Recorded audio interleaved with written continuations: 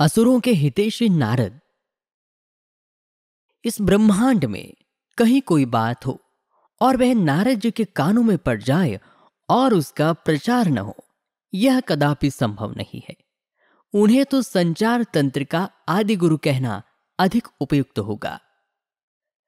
बैकुंठ लोक से चलकर नारद जी सीधे मथुरा के राजा अत्याचारी कंस के पास पहुंचे। कंस ने नारद जी का समुचित आदर सत्कार किया और उनके दर्शनों के लिए आभार प्रकट किया।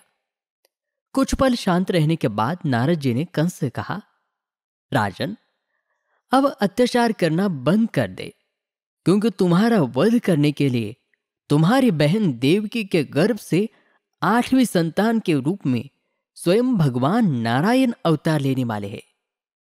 यह सुनकर कंस क्रोधित होकर बोला, यदि ऐसा हुआ तो मैं अपनी बहन देवकी को ही मार डालूंगा। नारद जी ने उसे समझाते हुए कहा, राजन, मूर्खता मत करो। अभी से बहन की हत्या का पाप अपने सिर पर क्यों लेते हो? व्यर्थ में लोक निंदा के पात्र बनने से क्या लाभ? जब 8वां बालक होगा तब उसका चुपके से वध कर देना। सभी बालकों को मारने से तुम्हें पाप लगेगा। ठीक है देवर्षि, आप जैसा कहते हैं वैसा ही मैं करूंगा, कंस ने उत्तर दिया। लेकिन उसी समय कंस के मन में नारद जी ने शंका और डाल दी। उन्होंने एक कमल का फूल मांगकर उसे देखते हुए कहा, राजन, इस कमल के फूल को देखिए, इसकी पंखुड़ियों को कहीं से भी गिना जा सकता है। फिर यह कैसे पता चलेगा कि देवकी का कौन सा पुत्र 8वां होगा? यह सुनकर कंस सोच में पड़ गया। यह तो आप ठीक कहते हैं नारद जी, फिर तो मुझे देवकी के सारे बच्चों को मरवाना होगा। नारद जी ने उसे चेतावनी देते हुए कहा, मरवाना नहीं, मारना होगा। दूसरों पर भरोसा करना ठीक नहीं है राजन। जो काम करो अपने हाथों से करो। क्या पता कहीं चूक हो जाए और फिर तुम्हें पछताना पड़े। एक बार यदि देवकी के 8वीं संतान का जन्म हो गया तो फिर तुम्हें कोई नहीं बचा सकेगा। कंस बोला, आप ठीक कहते हैं देवर्षि, आप मेरे हितैषी हैं। मेरे ही क्या, समस्त असुरों के आप हितैषी हैं, तभी तो हम सभी आपको इतना मान देते हैं। नारायण नारायण, ठीक कहते हो राजन। नारद तो सबका भला ही चाहता है। लोक कल्याण ही मेरा लक्ष्य है और समय रहते सबको सचेत करना मेरा धर्म है।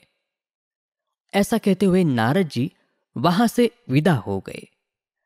नारद जी के उकसाने पर कंस ने देवकी के 6 बालकों की निर्मम हत्या कर डाली। उसके पापों का घड़ा भरता चला गया। भगवान विष्णु के आदेश से योग माया ने देवकी की 7वें गर्भ को रोहिणी की कोख में स्थापित कर दिया और देवकी के गर्भपात की सूचना कंस को दे दी। रोहिणी के गर्भ में बालक बलराम का जन्म हुआ। देवकी के 8वें गर्भ में स्वयं नारायण अवतरित हुए। तब योग माया ने गोकुल गांव की गोपी यशोदा की नवजात पुत्री से देवकी के पुत्र को बदल दिया। वसुदेव ने यह कार्य स्वयं किया।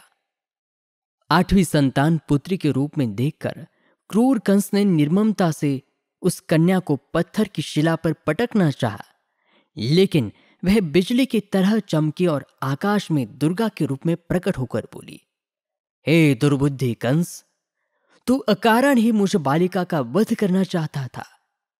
तुझे मारने के लिए देवकी का 8वां पुत्र जन्म ले चुका है। अब स्वयं काल भी तुझे नहीं बचा सकता। आकाशवाणी सुनकर कंस आग बबूला हो गया। उसने अपने सहकर्मी प्रलंभ और केशिदैत्यों को बुलाकर उसी दिन जन्मे अपने राज्य के सभी बालकों को मार डालने का आदेश दे दिया, परंतु वह यशोदा की गोद में खेल रहे बाल कृष्ण तक नहीं पहुंच पाया। कंस द्वारा किए गए तरह तरह के उपाय भी कृष्ण को, स्वयं नारायण के अवतार को, कोई क्षति नहीं पहुंचा सके। धीरे धीरे श्री कृष्ण और बलराम जी किशोर अवस्था में पहुंचे और जब कंस के अत्याचार बहुत बढ़ गए तब श्री कृष्ण ने अत्याचारी कंस को सिंहासन से खींचकर मार डाला। आकाश से पुष्प वर्षा होने लगी और वाद्य यंत्र बज उठे। नारद जी ने भी बीना पर स्वरों को छेड़ते हुए अपने आराध्य देव श्री नारायण का स्तुतिगान किया। और इसी के साथ असुरों के हितैषी नारद ये कहानी यहां पर समाप्त होती है। ये कथा आपको कैसी लगी हमें जरूर बताइए। आपसे मुलाकात होगी अगली नई कथा में। तब तक के लिए नमस्कार, धन्यवाद।